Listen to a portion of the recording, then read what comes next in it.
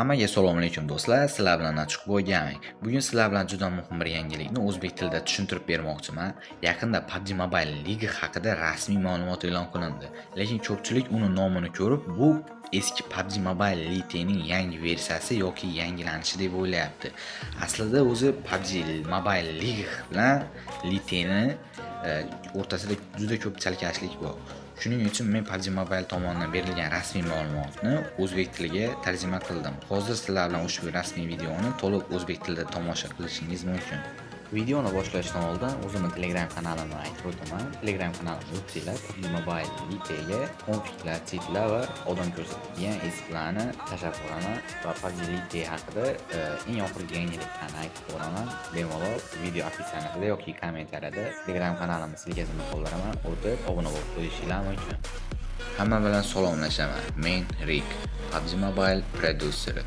So'nggi 8 yil davomida PUBG Mobile butun dunyo bo'ylab o'yinchilar bilan birgalikda o'sishda davom etdi va hatto bugun ham biz ushbu jang maydoniga to'liq sodiqmiz.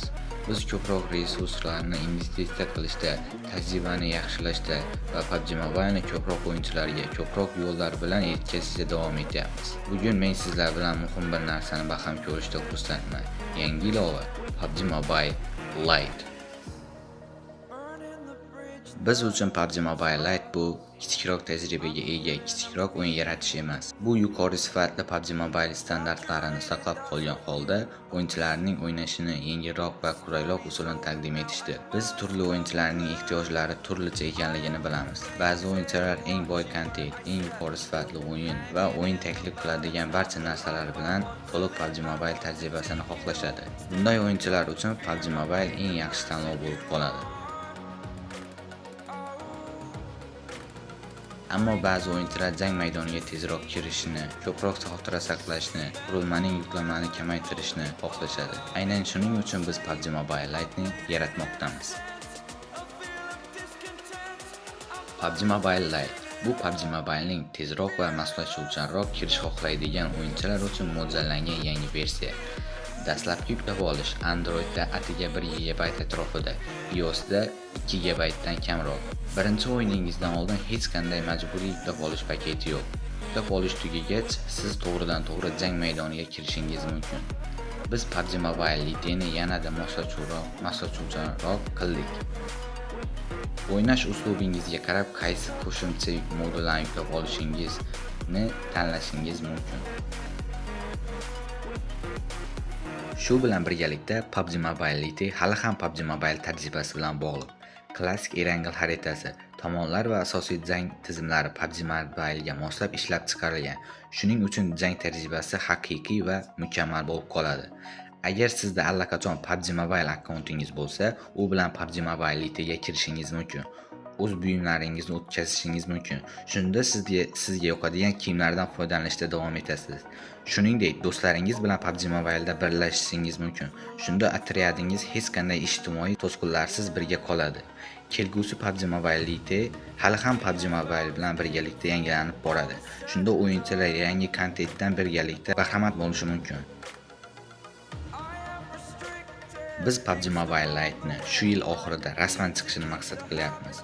Qo'shimcha yangiliklarni kuzatib boring va 25-avgustdan boshlab do'konlarda oldindan ro'yxatdan o'tishingiz mumkin. PUBG Mobile bilan birgalikda kashf etyapsizmi yoki jang maydoniga qaytyapsizmi? Sizni PUBG Mobile Lite'da kutib qolamiz. Winner, chicken dinner. Jang maydonida ko'rishguncha. Xo'sh, endi muhim bir jihatga o'tsak. Ko'pchilik PUBG Mobile League nomini ko'rib, bu eski PUBG Mobile Lite bilan bir xil deb o'ylayapti. Lekin ikkalasi bir xil o'yin emas. PUBG Mobile Lite avval chiqarilgan yengil versiya edi.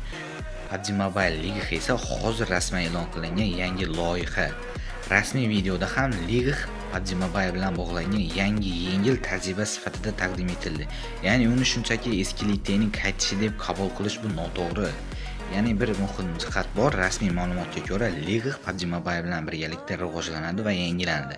Mavjud PUBG Mobile akkauntingiz bilan kirishingiz, buyumlaringizni ko'chirishingiz va do'stlaringiz bilan o'ynashingiz mumkin. Shuning uchun hozir PUBG Mobile Lite qayta deyish noto'g'ri. To'g'ri nomi PUBG Mobile Liga.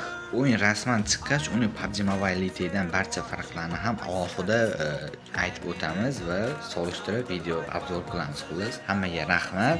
Sizlar bilan Nachukboy Gaming bo'ldi. Videoda kamchiliklar bo'lsa, ming bor uzr so'rayman. Sababi o'zim tekst yoza olmayman, ChatGPTga yozdirib sizlarga aytib o'tyapman. Video davomida kanalimga obuna bo'lishingizni eslatib o'tmadim. Shuning uchun eng oxirida eslatib o'tyapman. YouTube kanalimga ham obuna bo'lib qo'yinglar. Hammaga rahmat. Pak.